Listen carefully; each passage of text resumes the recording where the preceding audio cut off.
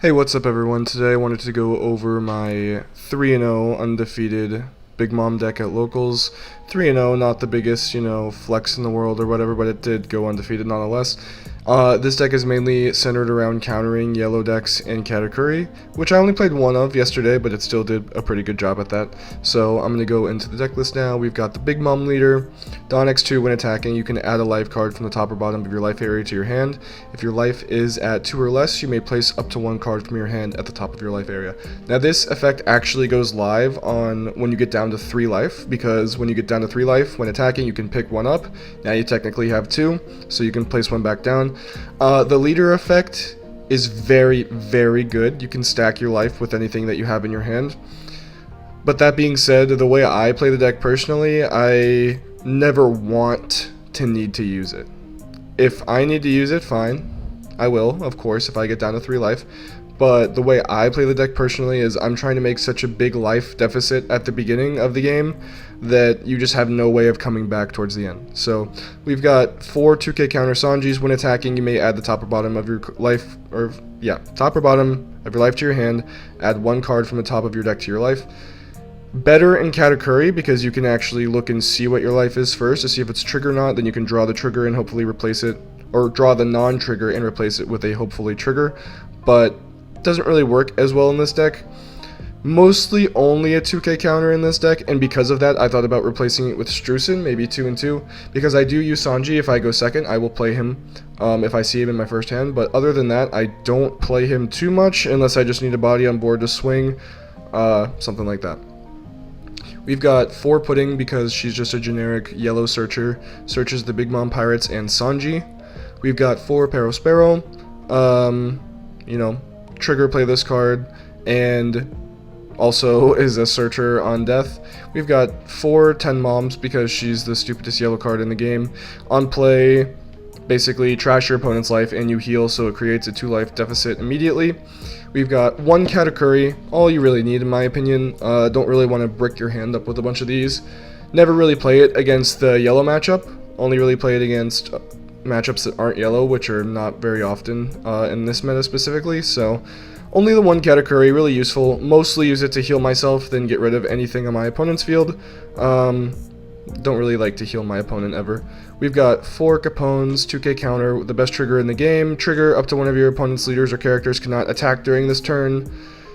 We've all lost to this card multiple times at this point. It's exhausting, and it's really good, and you can stack it on top of the life whenever you want, so pretty cool. A lot of the times, if I know I'm going to go down to 3 life early game, I'll hold this in my hand and not use it as a 2K counter so I can stack it on my life later. We've got 4 Sanjis, mostly just a 1K counter. I don't really like to play it, hard play it too often. Trigger, you may trash 1 card from your hand and play this card, so, really good blocker that plays itself, basically. And then it's just a 5K swing. A lot of the times I'll just use it to swing for 5 because it becomes a blocker even if you swing with him for 5, you know what I mean? Like, they're going to attack him, and he blocks an attack effectively, so why not? We've got 4 Mondays. Activate main once per turn, trash a card with a trigger from your hand, and rest an opponent's character with a cost of 2 or less. So, hard counters, Law, hard counters, Zoro, not that those decks are super around anymore. Yeah, it's okay. It deals with like the little mini blockers and also sugar basically, so that's about it. We've got 1 Yamato because the way I play this deck, I like to have a bunch of lives, and I'll probably be able to KO almost anything I want with Yamato. Especially if I have her in my hand early, then I can kind of do the whole life manipulation until I get to the 9 Dawn turn, and then I can KO whatever I want. I've got 2 Randolph. Vanilla. I only play him on 5 curve exactly. I only play him if I don't have something else that I consider better. I don't love to play it against stuff like black, because if black just instantly removes it, it's like quite literally the biggest waste of 5 Dawn of all time. So if somebody can immediately remove this card, I will not play it, and I'll just, attack with 2 different characters instead or something like that. But really good against certain decks that just can't really remove it. We've got 1 Katakuri because he does actually help you stack your life. He's the only card that helps you stack your life without the leader effect. On play, look at the life card on the top or bottom of your or your opponent's life area, put it at the top or bottom. So You can do stuff like, you know, Big Mom effect, put a card on top, play Katakuri, put the card back to the bottom, so now that you are effectively stacking. Big Mom, unfortunately, the leader can only put the life cards back on the top of the pile, so this is like one of the only ways to get it to the bottom, like force it to the bottom basically. You could also use Shirley, the blocker that on play does the same thing, or Buzzcut, no, not Buzzcut Mochi, Power Mochi, or the 2K counter Pudding. All those are good. It's really good to be able to stack your life in this deck, but because I don't rely on my life hardly at all, nah, it's okay. I've replaced this card with a bunch of other cards. I've gone Soul Pocus, I've gone Perospero Vanilla, I've gone another Zeus or Prometheus, I've gone Napoleon, but ultimately this did feel the best, so take with that what you will. We've got 4 Brûlée because she's a counter, or sorry, blocker and a trigger. We've got 4 7 Moms because she's the most toxic card in the game. Every single mulligan, I'm only looking for this card basically because I want to play this card as fast as possible and ideally have 5 life when I do play this card, because the deficit of my opponent going down more or me gaining more is just like, it's ridiculous. It's so much pressure, and I like to go first with this deck, this iteration of the deck personally, so I'll be able to play 2 7 Moms in a row and then a 10 Mom, and if I get that curve and they're not really doing anything to stop it, it's pretty much GG. We've got 3 Zeus for the banish and trigger play this card.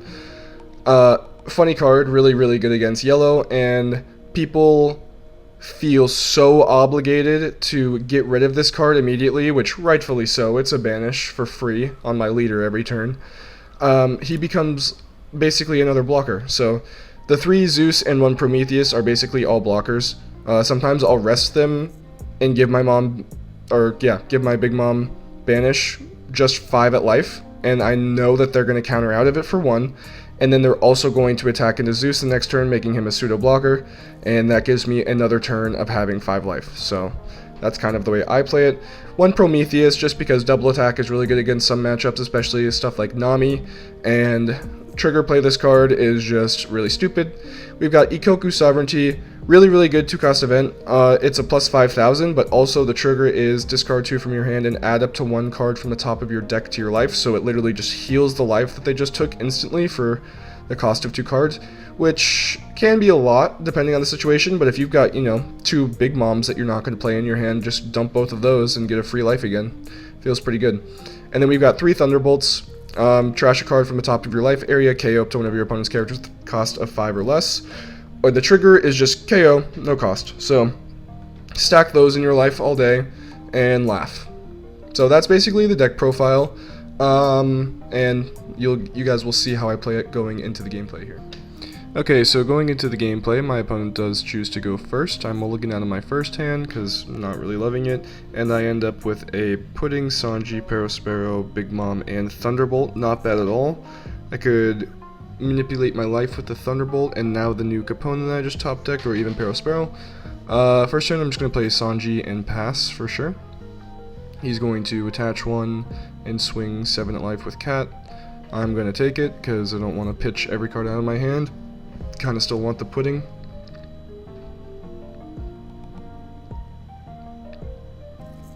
Going into turn 2, I'm probably just going to go 5 at life with Sanji. And 5 at life with Big Mom. Maybe I'll do 7 with Sanji, or 5 and then Pudding or something along those lines. Any one of those would be good.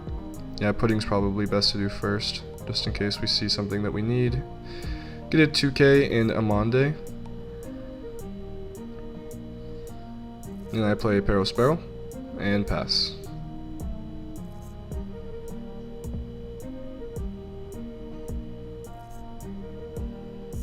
So looking back on that, I think I probably should have attacked with Sanji. Just to bait him into attacking the Sanji, because a lot of people hate that card being on the field. So I think I could have easily avoided another 7 at life here if I would have just attacked with Sanji, interestingly enough. I take another 7 at life and hit a Zeus trigger, which is probably my favorite one in this matchup.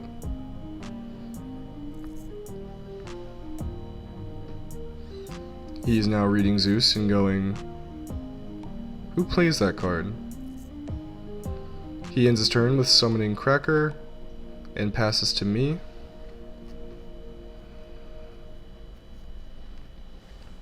I'm going to go 5 at life with Pero and either bait a counter out of his hand or he's going to take a life. Ideally he counters out, that way I can use Banish more guaranteed, but he does take and hits a trigger Pero Sparrow, which isn't the worst thing for us because he ultimately does end up staying at the same amount of cards in hand.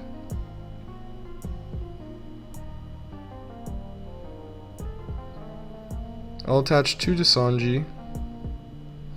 Take bottom life. I always take bottom life because Big Mom's leader ability can only put back on top, so there's not really a point of taking the top and then just putting right back on if it ended up being a trigger, you know? But at the same time, taking from the bottom and it was a trigger feels pretty bad. He hits a trigger Capone on my leader, so instead of attaching, you know, 4 Dons with Banish, I'm just going to go ahead and play Sanji and pass. I almost never play 4-cost Sanji that way, but, you know, what can you do with Capone? Attaches a Don to Cracker, does have the double attack plus 1000 effect because he has less life.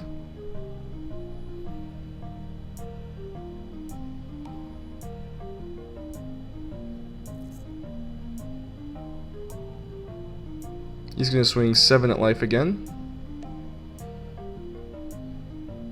I have the counters if I want to use them, but I kind of want to keep that 6 drop in my hand in case I want to use it. So I do end up taking the trigger and probably replacing Pudding with the Zeus. 2 Zeuses on the field is bad news for Katakuri, let me tell you. And I think this is like one of the only Katakuri players I played against that ended up like not really respecting the Zeus.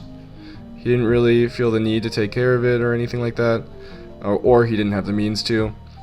Either way, I think Zeus is the reason I run away with this game. We'll see. So I counter out of for the rest of the hits because I don't want my life to get too low with the 10-drop Big Mom coming pretty soon. Deploys a Pudding with 4 Don left, so we can assume that he's either going to attach the rest to the other Pudding or play a 4-cost. Or maybe even a 2-cost, because he just drew Ikoku Sovereignty, so we know he has that in his hand. But he plays Sanji for 4, like we thought, and passes. We top duck a Pudding, 8 Dawn on the board. Could play Pero here, not the worst option at all. Kind of want to use Pudding to search for a 7 Mom, but I think ultimately attaching Dawn and a swinging would be more effective this turn. Kind of need to get that Cracker and Pero off the board.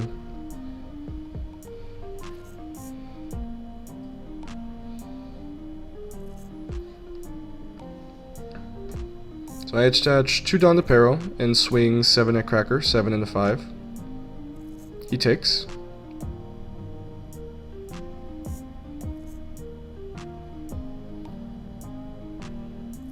And I attach 4 to Sanji and swing 7 into 5 at Pero.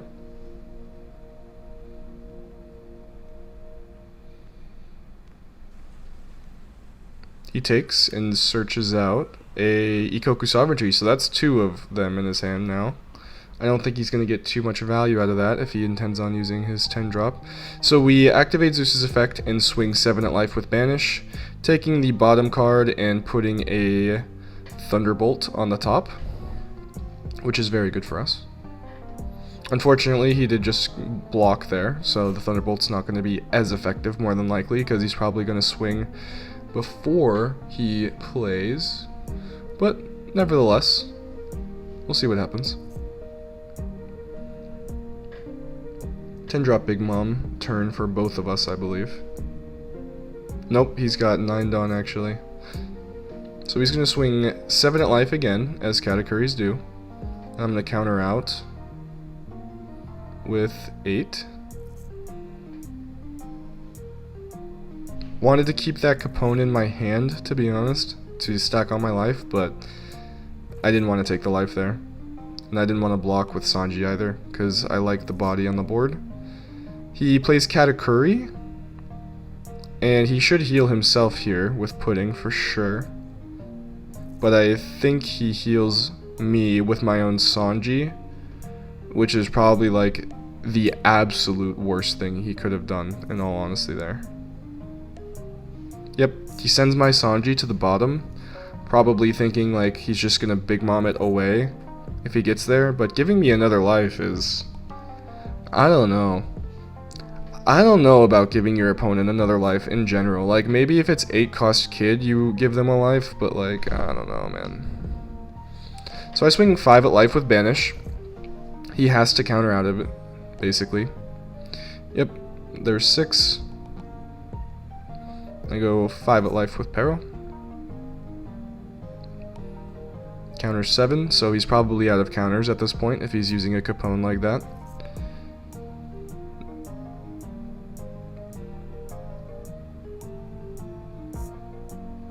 Now we're going to go ahead and drop the 10 Mom and end turn. He's swinging 5 at life right off the bat, so we can assume that he is definitely dropping the 10 here, so I'll block every attack I can to keep as much life advantage as possible.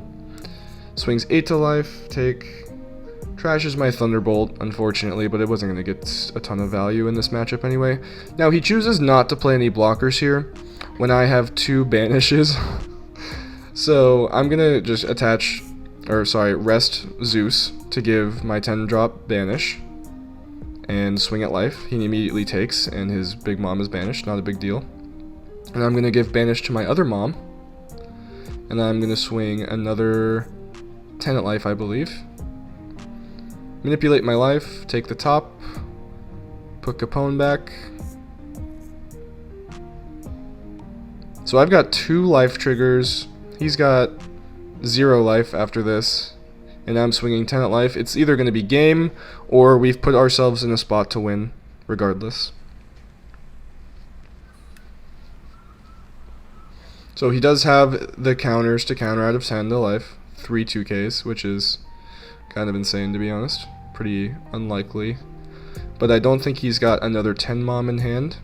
And if he does play it, I don't think he wins just because of the Sanji. Because I would have enough to counter out of both. Or no, only one. So he's debating on how many Dawns he wants to attack with here. 4 Dawn on Katakuri. He's looking at my life now and going, shit, I'm fucked. So he swings 10 at life. I have no choice but to take it, and I'll activate my trigger Sanji, replace him for Zeus because he has no more life to banish anymore. And now he's pretty pooched.